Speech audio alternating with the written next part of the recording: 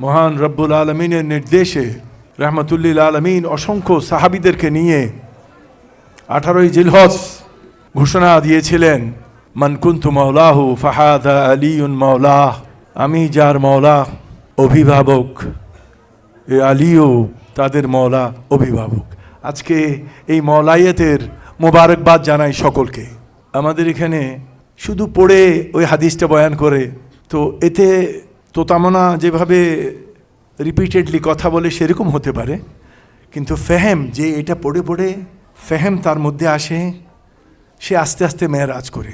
এখানে এই হাদিসটার ব্যাপারে এখানে অনেক বড় আলেমে দিন মওজুদ আছেন, আমি ওনার সামনে কিছুই না, উনি আপনাদেরকে সব জানাবেন, কিন্তু আমি একটা গুরুত্বপূর্ণ জিনিস এখানে জানাতে চেষ্টা করব। সেটা হচ্ছে রাসূলুল্লাহ নিজের মওলাইয়তের কথা বলার পূর্বে আল্লাহ রাব্বুল আলামিনের মওলাইয়তের কথা বলেছেন এই ঘোষণার কারণে। রাসূলুল্লাহ তো এভাবে বলতে পারতেন, আলী তোমাদের মওলা, আলী তোমাদের অভিভাবক, আলী তোমাদের কান্ডারি, আলী তোমাদের লিডার, হতো না? না, রাসূলুল্লাহ এটা বলেন। এইটা বলার পূর্বে একটা পুরা ভূমিকা আলোচনা করেছেন। সেটা কি? আলাস্তু আওলা বিল মুমিনিনা মিন আনফুসিহিম, এই সাহাবী তোমাদের যে প্রাণের উপর তোমাদের হক আছে, তোমরা লালন পালন করো, যেটার জন্য তোমরা সব কিছু করতে বাধ্য, আমি কি তোমাদের কাছে সেটার চেয়ে শ্রেষ্ঠ নই? যদি শ্রেষ্ঠ হই তাহলে জেনে রাখো, ইন্নাল্লাহা মাওলানা ওয়া আনা মাওলাল মুমিনিন, আমার মাওলা আমার অভিভাবক। এই মওলা শব্দ নিয়ে আল্লাহ রাব্বুল আলামিন জানেন, রসুল জানেন যে যারা শয়তানি মনোভাব রাখে, সে মুসলমান হয়েও এমনকি মুমিন হয়েও এইসব শয়তানি করবে ওই শব্দকে ছোট করার জন্য।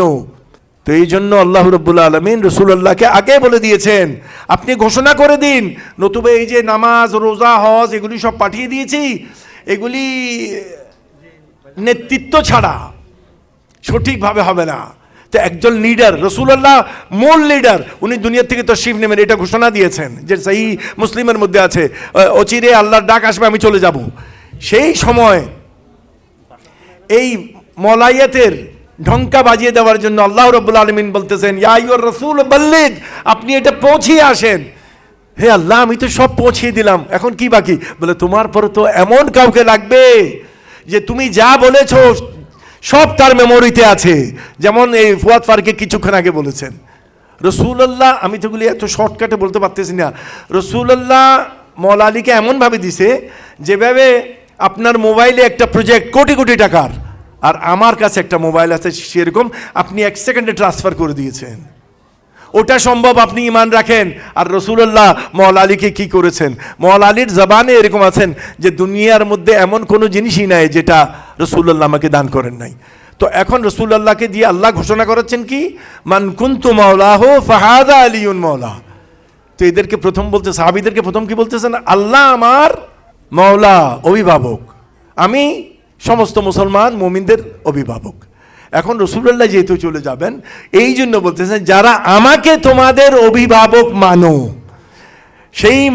সেই মানাটা বেঁচে থাকবে, বজায় থাকবে যদি যাকে রেখে যাচ্ছি সে আলীকে যদি সেভাবে অভিভাবক মানো। এটা একদম সহজ কথা। এগুলি কেমন জানেন? ঘরের মধ্যে গার্ডিয়ান আছে, বাবা 10-12টা সন্তান, সেই জায়গায় বাবা পরিবারকে সুন্দর রাখার জন্য কি করেন? সবাইকে নেতৃত্ব দেন না। ঘরের মধ্যে সবচেয়ে ভালো ছেলে, যে মেজাজ ভালো, স্মরণশক্তি ভালো, বুদ্ধিমত্তা রাখে, যোগ্যতা রাখে, বাবা মার গাইডেন্সের মধ্যে আছে, তখন অন্যান্য সন্তানদেরকে বলে না, তোমরা আমার পরে আমার বড় ছেলে অমুকের কথা মেনে চলবা। ঠিক এই জিনিসগুলো আমরা যে পেয়েছি, এগুলি কি বলে, একটা প্রাকৃতিক। তো রাসূলুল্লাহকে দিয়ে আল্লাহ রাব্বুল আলামিন সেটা বলিয়েছেন যে মান কুনতু মাওলাহু ফাহাযা আলিউন মাওলা, আমি যাদের মাওলা আলীও তাদের মাওলা। এখন এখানে কেউ যদি প্রশ্ন করে হযরত আলীকে মাওলা বলেন কেন, তো এই প্রশ্নটার উত্তর আপনি প্রথম যদি রাসূলুল্লাহর যুগে থাকতেন তাহলে ওনাকে জিজ্ঞেস করতেন, কিন্তু যেহেতু পাবো না আমরা, তাই কোরআনে রেখে দেওয়া হয়েছে। কোরআন থেকে এটা তাখরিজ করলে এটাই আসবে, কারণ রাসূলুল্লাহ মাওলা নিজের ইচ্ছায় বলেন নাই, আল্লাহ রাব্বুল আলামিনের নির্দেশে বলেছেন। ওই যে সূরা মায়েদার 67 নম্বর আয়াতে যেটা বলেছে, ইয়া আইয়ুর রাসূল বাল্লিগ মা উনজিলা ইলাইকা মিন রাব্বিক ওয়া ইন লাম তাফআল, কোনো কারণে যদি আপনি এটা না করে আসেন তাহলে রিসালাত ইনকমপ্লিট থাকবে। ওয়াল্লাহু ইয়াসিমুকা মিনান নাস, আপনি মানুষের অনিষ্টের প্রতি সন্ত্রস্ত হবেন না, আমি রক্ষা করব। ইন্নাল্লাহ লা ইয়াহদিল কওমিল কাফিরিন, এই লাস্ট আয়াতটা হচ্ছে এমন মানে গুরুত্বপূর্ণ। ইন্নাল্লাহ লা ইয়াহদিল কওমিল কাফিরিন, যারা অস্বীকার করে আল্লাহ তাদেরকে পথপ্রদর্শন করেন না। তার মানে কি, যে এটাকে অস্বীকার করলো সে পথভ্রষ্ট হয়ে যাবে, যেহেতু আল্লাহ পথপ্রদর্শন করতেছে না। এখন আজকে গাদির নিয়ে, গাদির এটা যদি কেউ বলে শিয়ার, এটা মারাত্মক ভুল হবে। কেন? আমরা কোরআন পড়ি না, এটা তো কোরআনের হুকুম, এটা তো কোরআনের নির্দেশ। রাসূলুল্লাহ সাল্লাল্লাহু তাআলা আলাইহি ওয়া সাল্লামের দিয়ে আল্লাহ রাব্বুল আলামিন সমস্ত সাহাবাদের উপস্থিতিতে এটা ঘোষণা করিয়েছেন। এত বড় ইভেন্টস রাসূলুল্লাহর জীবনে হয় নাই। এখন আমরা বাড়াবাড়ি করতেছি, এই যে বাগান নিয়ে ভাগাভাগি করতেছি, কার বিরুদ্ধে গিয়ে? রাসূলের বিরুদ্ধে গিয়ে, আল্লাহ রাব্বুল আলামিনের বিরুদ্ধে গিয়ে।